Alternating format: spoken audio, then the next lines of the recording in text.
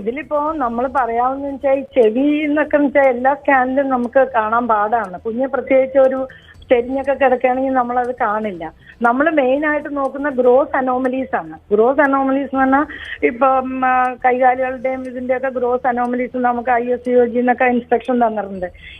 ഇന്ന കാര്യങ്ങൾ നിങ്ങൾ ചെയ്യണം, ഇന്ന മാതിരി നോക്കണം എന്നുള്ള അതനുസരിച്ചിട്ടുള്ളതാണ്. ഇപ്പൊ ചെവി ഇങ്ങനെ കാണുക അല്ലെങ്കിൽ കണ്ണ് നമ്മൾ നോക്കും, ലെൻസ് ഉണ്ടോ നോക്കും, പക്ഷെ ഫങ്ഷണൽ ഒന്നും നമുക്ക് പറയാൻ പറ്റില്ല. ചെവി കേൾക്കാവോ അതൊന്നും പറയാൻ പറ്റില്ല. പിന്നെ ഹാർട്ടിന്റെ തുള എന്ന് പറഞ്ഞത് ഞാൻ ഈ പറഞ്ഞതാണ് അതിന്റെ കാര്യം. ഇതപ്പോ അങ്ങനെ സംഭവിച്ചതായിരിക്കും. പിന്നെ ഇതെല്ലാം ഉണ്ടെങ്കിലും എത്ര എക്സ്പീരിയൻസ് റേഡിയോളജിസ്റ്റ് ആയാലും അപൂർവമായിട്ടൊക്കെ ഇങ്ങനെയൊക്കെ ചിലപ്പോൾ സംഭവിച്ചെന്നിരിക്കും. അത് ഞാൻ ഇല്ലെന്നല്ല പറയുന്നത്. പക്ഷെ ഈ ഡോക്ടർ പത്മ, ഈ ഫ്ലൂയിഡ് കൂടുമ്പോൾ പ്രശ്നങ്ങൾ ഉണ്ടായേക്കാം എന്നെങ്കിലും അവരെ അറിയിക്കേണ്ടിയിരുന്നില്ലേ? അതൊരു ഡോക്ടറുടെ ഉത്തരവാദിത്തമല്ലേ? ആണെങ്കിൽ പ്രശ്നങ്ങൾ ഉണ്ടാകാം. പക്ഷെ ഈ 1-ാം തീയതി സ്കാൻ ചെയ്ത് 8-ാം തീയതി ഡെലിവറി ചെയ്യുന്ന ആ സമയത്ത് അനോമലീസ് നമ്മൾ ആരും അത് ശ്രദ്ധിക്കില്ല. അത് അനോമലി സ്കാനിനുള്ള ടൈം അല്ല. അല്ല, ഇവര് ഈ പരാതിയിൽ സുറുമിയും അനീഷും പറയുന്ന ഒരു കാര്യം, വണ്ടാനത്തേക്ക് പെട്ടെന്ന് റെഫർ ചെയ്യുന്നു. അവിടെ എത്തിയപ്പോൾ ആ ആശുപത്രിയിലെ ഡോക്ടർ അനീഷിനെ കണ്ട് അവരവിടെ ഒരു സ്കാനിങ് ചെയ്തിരുന്നില്ല. മുൻപ് ഈ സ്വകാര്യ ലാബിലെ സ്കാനിങ് റിപ്പോർട്ടുമായിട്ടാണ് ഈ ഫാമിലി അവിടെ ചെല്ലുന്നത്. അപ്പോൾ ആ സ്കാനിങ് റിപ്പോർട്ട് കണ്ട ഉടനെ ആ ഡോക്ടേഴ്സ് പറയുന്നത് കുഞ്ഞിന് കാര്യമായ പ്രശ്നങ്ങൾ ഉണ്ടായേക്കാം. നിങ്ങളോടത് മുൻപ് ചികിത്സിച്ച ആശുപത്രിയിലെ ഡോക്ടർ പറഞ്ഞിരുന്നില്ലേ എന്നാണ് ചോദിച്ചത്. അതെങ്ങനെയായിരിക്കും? പിന്നെ അവരത് പറഞ്ഞത് എനിക്കറിയില്ലോ അവരെന്തുദ്ദേശിച്ചാ പറഞ്ഞെന്നുള്ളത്. കുറ്റാരോപിതയാക്കപ്പെട്ട ഡോക്ടറാണ് ഈ മെഴുകുന്നതെന്ന് മനസ്സിലാക്കണം. ഷേർലി, പുഷ്പ, ഈ 2 ഡോക്ടർമാര് കടപ്പുറം എന്ന് പറയുന്ന ഹോസ്പിറ്റലിലെ ആ പെൺകുട്ടി സുറുമി എന്ന് പറയുന്ന അമ്മയെ നോക്കിക്കൊണ്ടിരുന്ന ഡോക്ടർമാരാണ് ഇതെന്ന് പറയുന്നത്. ഞാൻ അപ്പുറത്തേക്ക് ശങ്കേഴ്സ് ലാബ്, വേറൊരു ലാബിന്റെ കാര്യം പറയുന്നുണ്ട്. ഇവിടുത്തെ ഡോക്ടേഴ്സ് ഇവരൊക്കെയാണ് ഈ പറയുന്ന എല്ലാ ചാനലുകളിലും കിടന്ന് നിരവധിയായിട്ട് മെഴുകിക്കൊണ്ടിരിക്കുന്നതെന്ന് പറയുന്നത്. ഇവരൊക്കെ പറയുന്ന കേട്ട് കഴിഞ്ഞാൽ തോന്നുന്ന ഒരു കാര്യം എന്ന് പറയുന്നത് ഇവിടെ വെറുതെയാണ് സ്കാനിങ് നടത്തുന്നതെന്ന്. എനിക്ക് അങ്ങനെയാണ് തോന്നിയത്. കാരണം ഇവർ മൊത്തം പറഞ്ഞു വയ്ക്കുന്നത് ഇത് തന്നെയാണ്. ഈ ഗൈനക്കോളജിസ്റ്റും റേഡിയോളജിസ്റ്റും എല്ലാം പറഞ്ഞുകൊണ്ടിരിക്കുന്നത് ഇത് തന്നെയാണ്. സ്കാനിങ്ങിലൂടെ ഒന്നും തിരിച്ചറിയാൻ കഴിയത്തില്ല. സ്കാനിങ് പലപ്പോഴും ഈ പറയുന്ന ഫ്ലോപ്പായി പോകാറുണ്ട്. പിന്നെ എന്തിനാണ് സ്കാനിങ് നടത്തുന്നത്? കൃത്യമായിട്ട് ഓരോ മാസത്തിലും പറഞ്ഞ് 1-ാം മാസത്തില്, 3-ാം മാസത്തില്, 5-ാം മാസത്തില്, 7-ാം മാസത്തില്, 9-ാം മാസത്തില് ഇങ്ങനെ നിരവധിയായിട്ട് സ്കാനിങ് പിന്നെ കൃത്യമായിട്ട് നടത്തണം എന്ന് പറഞ്ഞുകൊണ്ട് നമ്മുടെ കയ്യിൽ നിന്ന് വലിയൊരു തുക തന്നെ മേടിച്ചെടുക്കുന്നത് പിന്നെ എന്തിനാണ്? സർക്കാർ ഹോസ്പിറ്റലിൽ അങ്ങനെ ആണെങ്കിൽ അങ്ങനെ, എല്ലാവർക്കും അങ്ങനെയല്ലല്ലോ. പ്രൈവറ്റ് ഹോസ്പിറ്റലിൽ പോകുന്ന ആൾക്കാരുണ്ട്. അപ്പം അവിടെ എല്ലാം ഈ സ്കാനിങ്ങിന്റെ പേരിൽ അത്രയും വലിയ തുകകൾ മേടിച്ചെടുക്കുന്നുണ്ട്, ലാബുകളിൽ മേടിച്ചെടുക്കുന്നുണ്ട്. അപ്പം അത്രയും പൈസ മേടിച്ചെടുക്കുന്നതിന്റെ ഒരു ശതമാനം ഈ പറയുന്ന ഒരു കടമ എന്ന് പറയുന്നൊരു സാധനം ഉണ്ടല്ലോ, അതെങ്കിലും തിരിച്ച് ചെയ്യാന്നുള്ളത്. നമ്മളെന്ത് മന്ദബുദ്ധികളാക്കുകയാണോ ചെയ്യുന്നതെന്ന് പറയുന്നത്?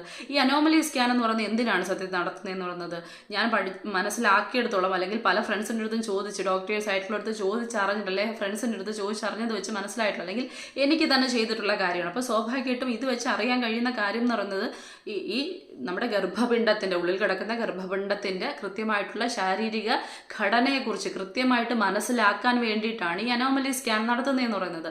അതിലപ്പുറത്തേക്ക് എന്തെങ്കിലും ശരീരത്തിൽ അല്ലെങ്കിൽ ആ ഒരു ഘടനയിൽ എന്തെങ്കിലും അസാധാരണത്വമുണ്ടോ, ഇനി ഓരോ ശരീരഭാഗങ്ങളെയും കൃത്യമായിട്ട് അതിൽ എന്താ പറയുക പരിശോധിക്കും എന്ന് തന്നെയാണ് നമ്മളടുത്ത് പറയുന്നത്. നമ്മൾ അതിനെക്കുറിച്ച് ചോദിക്കുന്ന സമയത്ത് ചില ആൾക്കാർ സ്കാനിങ് ചെയ്യും, സ്കാനിൻ്റെ റിപ്പോർട്ട് മേടിച്ച് നോക്കും, കുഴപ്പമില്ലെന്ന് പറയുമ്പോൾ തിരിച്ചു വരും. ചിലർക്ക് അങ്ങനെയല്ല. നമ്മളൊക്കെ ആണെന്നുണ്ടെങ്കിൽ കൃത്യമായിട്ട് ചോദിച്ചറിയുക കൂടി ചെയ്യും.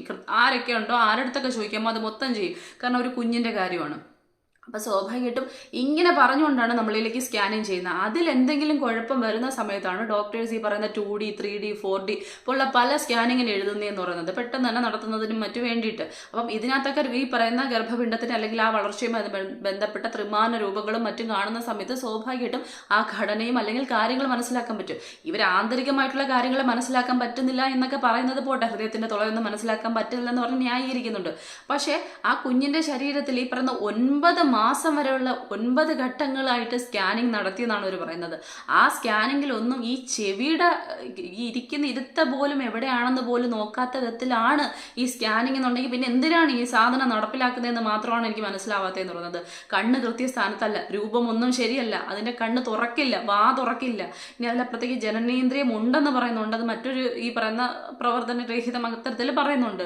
ഇനി അതിലപ്പുറത്തേക്ക് ഹൃദയത്തിൽ തുളയുണ്ടെന്ന് പറയുന്നു, കൈയും കാലും വളഞ്ഞിരിക്കുകയാണെന്ന് പറയുന്നു. അപ്പോൾ ഒന്ന് ആലോചിച്ച് നോക്കി, ആ ആ കുഞ്ഞ് ചെവി അസ്ഥാനത്താണെന്ന് പറയുന്നുണ്ട്. ഇങ്ങനെയുള്ള ഇത്രയും ആ കുഞ്ഞിൻ്റെ ശരീരം മൊത്തം അപാകതയാണ്, അല്ലെങ്കിൽ അത്രയും വലിയ വൈകല്യമാണ്, ഗുരുതരമായിട്ടുള്ള കാര്യങ്ങളാണ് ഇതെന്ന് പറയുന്നത്. ഈ 9 തരത്തിലുള്ള സ്കാനിങ് നടത്തിയിട്ടും ഒന്നിലും കണ്ടെത്താൻ കഴിഞ്ഞില്ല എന്ന് പറയുന്ന സമയത്തൊന്ന് സ്വാഭാവികമായിട്ട് ആലോചിക്കേ, പിന്നെ എന്തിനാണ് ഇങ്ങനെ സ്കാനിങ് നടത്തുന്നത്? എന്തിനാണ് ഇവരൊക്കെ ഇങ്ങനെ ഇരിക്കുന്നത്? റേഡിയോളജിസ്റ്റ് അല്ലെങ്കിൽ ഗൈനക്കോളജിസ്റ്റ് എന്ന് പറഞ്ഞുകൊണ്ടൊക്കെ ഇരിക്കുന്നത്.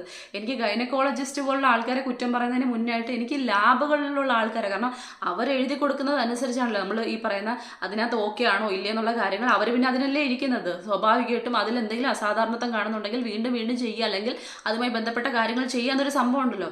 ഇതൊന്നും ചെയ്യാതെ എന്നാൽ ഡോക്ടർമാർ നോക്കുന്ന സമയത്ത് അവർ എഴുതുന്നൊരു റിപ്പോർട്ടുണ്ട്. സ്വാഭാവികമായിട്ട് ആ റിപ്പോർട്ടിൽ നോർമലാണെങ്കിൽ അവർ പറഞ്ഞു വിടും ആ നോർമലാണെന്ന്.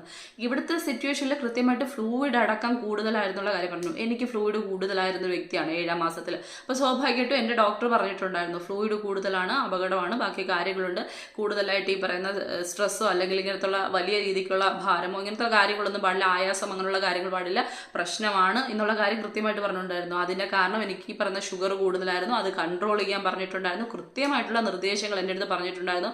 എൻ്റെ ഈ പറയുന്ന എന്തൊക്കെ ഫുഡ് കഴിക്കണം അതിൻ്റെ കാര്യങ്ങളെല്ലാം കൃത്യമായിട്ട് അതിലേക്ക് പറഞ്ഞു വിടുക, ഈ പറയുന്ന ഡയറ്റീഷ്യനുമായിട്ട് ബന്ധപ്പെടുത്തുക, അവരുമായി ചേർന്നുകൊണ്ട് കൃത്യമായിട്ട് അത്തരത്തിലുള്ള കാര്യങ്ങൾ നേരെയാക്കുക, എന്നിട്ട് അത് കൺട്രോൾ ചെയ്തുകൊണ്ട് എൻ്റെ ഫ്ലൂയിഡിൻ്റെ കാര്യത്തിൽ കറക്റ്റ് ചെയ്യുക. ഇങ്ങനെ ഇത്രയും കാര്യത്തിൽ എൻ്റെ കൂടെ സപ്പോർട്ടിന് നിന്നൊരു ഡോക്ടർ എനിക്കുണ്ട്. എനിക്ക് മനസ്സിലാവുന്നിടത്തോളം ഈ പല ഡോക്ടേഴ്സും അല്ലെങ്കിൽ പല ആൾക്കാരും പൈസ തട്ടാൻ വേണ്ടി മാത്രം ഇരിക്കുകയാണ്. അത് ഇതിൽ തന്നെ മനസ്സിലാക്കാൻ പറ്റും. ഇന്ന ലാബിൽ തന്നെ പോകണം എന്ന് എഴുതി കൊടുക്കുന്ന സമയത്ത് ഇവർ തമ്മിലുള്ള ഈ ഒരു ടൈപ്പ് നമുക്ക് മനസ്സിലാക്കാവുന്ന ഒരു കാര്യമാണ്. ആ കുഞ്ഞിന് പോയി ആ രക്ഷിതാക്കൾക്ക് പോയി, പക്ഷെ ആ കുഞ്ഞ് അനുഭവിച്ചുകൊണ്ടിരിക്കുന്ന ഒരു വേദന ഒന്ന് ആലോചിച്ച് നോക്കി, ആ ഉമ്മ പറയുന്നൊരു കാര്യം ഒന്ന് ആലോചിച്ച് നോക്കി. അതിന് വാ തുറക്കാൻ പറ്റുന്നില്ല, അതിന് ആഹാരം കഴിക്കാൻ പറ്റില്ല, അതിന് കരയുന്ന ഒച്ച പോലും കേൾക്കാൻ പറ്റത്തില്ല. അവർ ഈ പറയുന്ന ടൈം പിടിച്ചു വെച്ചാണ് ഓരോ ടൈമിലും കേട്ടാണ് അവർ ഫീഡിങ്ങും ബാക്കി കാര്യങ്ങളൊക്കെ നടത്തിക്കൊണ്ടിരിക്കുന്നതെന്ന് പറയുന്നത്.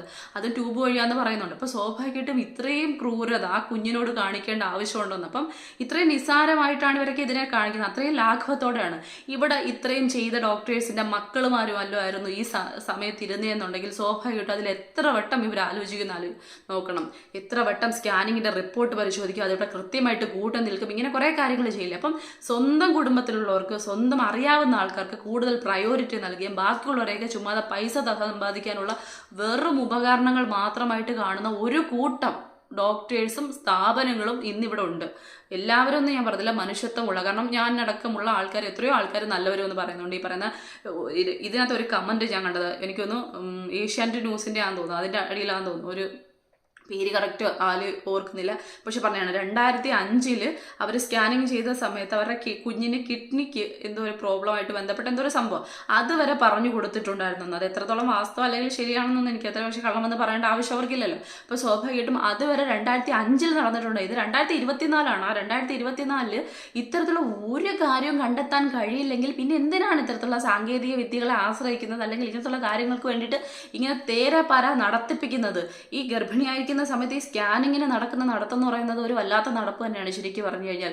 അങ്ങോട്ട് പോകുക, അതിന്റെ ചിത്രം നേരെ ആവാതിരിക്കുന്ന സമയത്ത് വീണ്ടും പോയി പറഞ്ഞ യൂറിൻ പാസ് ചെയ്തിട്ട് വരാൻ പറയുന്നു, വെള്ളം കുടിക്കാൻ പറയുന്നു, ഇങ്ങനെ കുറെ കാര്യങ്ങൾ പെടാപ്പാടിന്റെ ഇടയിലുണ്ട്. അപ്പം നമ്മളിതെല്ലാം സഹിക്കുന്നത് ആ കുഞ്ഞിന്റെ മുഖം ഇതെല്ലാം കഴിഞ്ഞു വരുന്ന സമയത്ത് ആ കുഞ്ഞിന് വേണ്ടിയിട്ടുള്ള ഒരു കാത്തിരിപ്പുണ്ട്.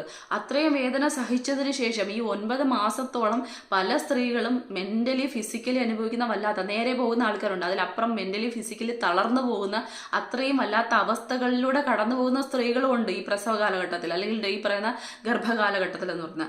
അതിനുശേഷം ആ കുഞ്ഞ് വരുന്ന ആ സിറ്റുവേഷൻ അല്ലെങ്കിൽ അതിന്റെ മുഖം കാണാൻ വേണ്ടി കാത്തിരിക്കുന്ന ഒരു അവസ്ഥയുണ്ട്. നമ്മൾ കേട്ടിട്ടുണ്ട് ഏറ്റവും വലിയ വേദന എന്ന് പറഞ്ഞാൽ പ്രസവവേദന എന്ന് എല്ലാവരും പറയുന്നുണ്ട്, അതെല്ലാവരും സമ്മതിക്കുന്ന കാര്യമാണ്. അപ്പം ആ ഒരു വേദനയിൽ കടിച്ചമർത്തി കിടന്നതിന് ശേഷം കൃത്യമായിട്ട് നമ്മൾ കണ്ണ് തുറന്ന് നോക്കുന്ന സമയത്ത്, അത്രയും വലിയ ആ ഒരു പ്രാണവേദനയ്ക്ക് ശേഷം തുറന്നു നോക്കുന്ന സമയത്ത് ആ കുഞ്ഞു മുഖം ഒന്ന് കാണുന്ന സമയത്ത് നമ്മുടെ ഉള്ളിലുണ്ടാകുന്ന ഒരു വല്ലാത്തൊരു ചിരിയുണ്ട്, ഒരു സന്തോഷമുണ്ട്. ഇത്രയും നേരം നമ്മൾ അനുഭവിച്ചത് മൊത്തം ഒന്നുമല്ലാതാക്കി തീർക്കുന്ന ഒരു അമ്മ എന്നൊരു വിളിയുണ്ട്. നേരെ അമ്മ എന്ന് വാതുറന്ന് അല്ലെങ്കിൽ മാന്നൊന്ന് നമുക്ക് കേൾക്കാൻ പറ്റും. അപ്പം ഇതൊക്കെ പ്രതീക്ഷിച്ചുകൊണ്ട്, ഇതൊക്കെ ആലോചിച്ചുകൊണ്ടാണ് നമ്മൾ ഇത്രയും വലിയ വേദനയിലേക്ക് ഇറങ്ങിത്തിരിക്കുന്നതെന്ന് പറഞ്ഞത്, അല്ലെങ്കിൽ ചെല്ലുന്നതെന്ന് പറഞ്ഞത്. അപ്പോൾ സ്വാഭാവികമായിട്ടും ആ അമ്മ ആ കുഞ്ഞിന് വേണ്ടി കാത്തിരുന്നതിന് ശേഷം ഇത്തരത്തിലൊരു കുഞ്ഞിന്റെ രൂപം കാണുന്ന സമയത്ത്, ഇത്തരത്തിലുള്ള നിസ്സഹായ അവസ്ഥയിലേക്കൂടെ കടന്നു പോകുന്ന ആ കുഞ്ഞിനെ കാണുന്ന സമയത്ത്, കാരണം അതിനെ ഫീഡ് ചെയ്യാൻ പറ്റില്ല, അതിന് നേരെ കിടക്കാൻ പറ്റില്ല, അതിന് കണ്ണ് തുറക്കാൻ പറ്റില്ല, കണ്ണ് കൃത്യസ്ഥാനത്തല്ല. ഇതൊന്ന് ആലോചിച്ച് നോക്കി, എന്തുമാത്രം ഗുരുതരമായിട്ടുള്ള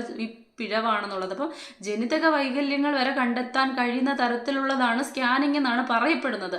എന്നിട്ട് ഇത്തരത്തിലുള്ള പുറമേ ഉള്ള ഇത്തരത്തിലുള്ള വൈകല്യങ്ങൾ പോലും, കാരണം ഓരോ ഭാഗങ്ങളും ക്ലിയർ ആയിട്ട് ഈ പറയുന്ന അനോമലി സ്കാനിങ്ങിലൂടെയൊക്കെ നടത്തുന്നു എന്നൊക്കെയാണ് ഇവർ പറയുന്നത്. നമ്മൾ ആ കിടത്തി നോക്കുന്ന സമയത്ത് അത്രയും കൃത്യമായിട്ട് നോക്കുന്നത് ഞാൻ കണ്ടിട്ടുണ്ട് സ്വാഭാവികമായിട്ടും. അപ്പം ഇതൊക്കെ പിന്നെ എന്തിനു വേണ്ടിയിട്ടാണെന്ന് മനസ്സിലാവുന്നില്ല. അതോ പ്രൈവറ്റ് അല്ലെങ്കിൽ ഇത്തരത്തിലുള്ള ഈ ലാബിലേക്ക്, സ്വകാര്യ ലാബുകളിലേക്ക് പോകുന്ന സമയത്ത് പണം തിന്നാൻ വേണ്ടി മാത്രമാണോ ഇതൊക്കെ ഇരിക്കുന്നത്? ക്വാളിഫിക്കേഷൻസ് ഇല്ലാത്ത, ഒരു വിവരവും ഇല്ലാത്ത ഈ പറയുന്ന ആൾക്കാരാണോ നിയമിച്ചിരിക്കുന്നത്? അതോ അവിടുത്തെ സാങ്കേതിക വിദ്യകളുടെ തകരാറ് കൊണ്ടാണോ? അതോ പഴയ ഏതെങ്കിലുമൊക്കെ എവിടെയെങ്കിലും ഇരുന്ന പാട്ടക്കുപ്പികളാണോ കൊണ്ടുവന്ന് സ്കാനിങ്ങിന് വേണ്ടി ഇരുത്തിയേക്കുന്നതെന്ന് പറഞ്ഞു? ഇതാണോ ഇതിന്റെ കുഴപ്പം? അല്ലെ ഇത്രയും വലിയ പിശക് സംഭവിക്കുമോ? 1ഉം 2ഉം അല്ലല്ലോ, 9 മറ്റോ സ്കാനിങ് അവർ നടത്തി, ഈ 9 മാസത്തോളം നടത്തി.